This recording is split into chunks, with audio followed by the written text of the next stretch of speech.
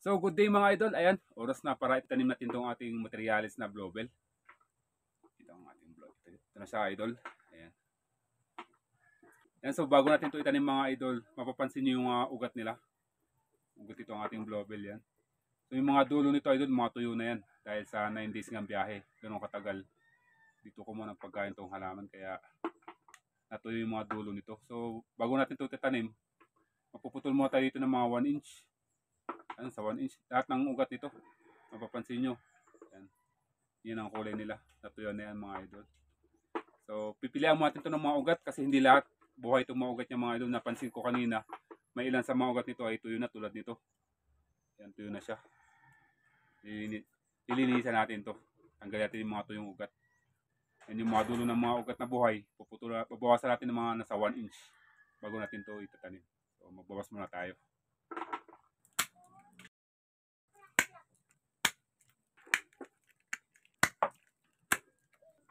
Ayan, at ganito na karami natanggal natin ng mga ugat. Nasa 1 to 3 inch nga ang mga haba nito. Ayan guys, pagkatapos natin nabawasan ang mga dulo ng ugat nitong ating materials, next step naman natin, syempre, ibabad natin siya sa rooting hormone. So ang gamit natin ditong rooting hormone mga idol ay isang anaa. Ayan.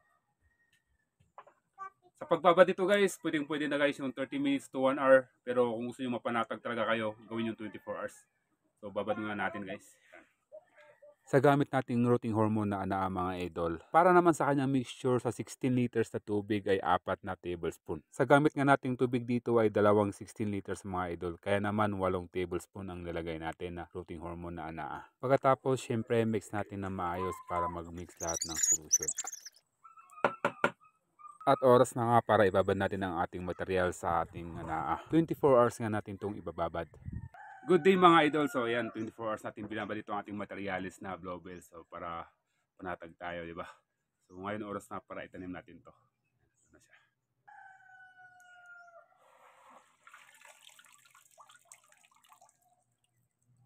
Dito nga guys, gagamit tayo ng isang batya para sa ating blowbell. Medium na gagamitin natin ang ating nakagawian, ang topsoil. Next step, aayusin natin ang tayo kung ano yung naaayon sa puno. At dito nga gagamitin natin ang nahating kawayan na siyang hahawak para hindi matumbang ang ating material.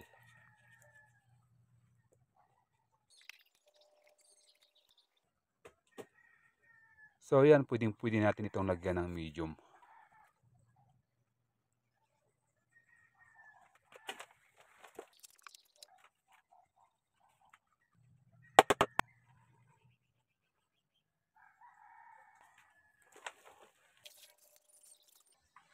At siguraduhin natin siksik natin ng maayos guys para malagyan ng mga medium ang mga ugat na nasa ilalim.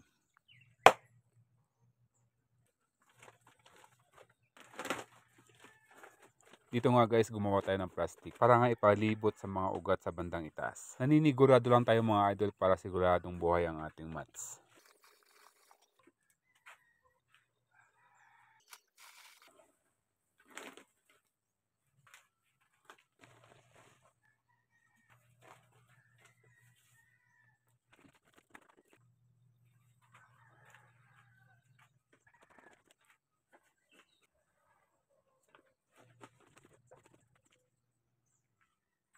And guys, sa wakas na itanim natin itong ating materialis na blowbell galing kay Sir Cyril Pipito ng Maasim, Sarangani. So yan guys, update ko kayo kung ano mangyayari sa ating materialis na blowbell. So pakabangan natin to guys. Sa ngayon, hintay muna tayo kung ano magiging kalabasan dito ating blowbell.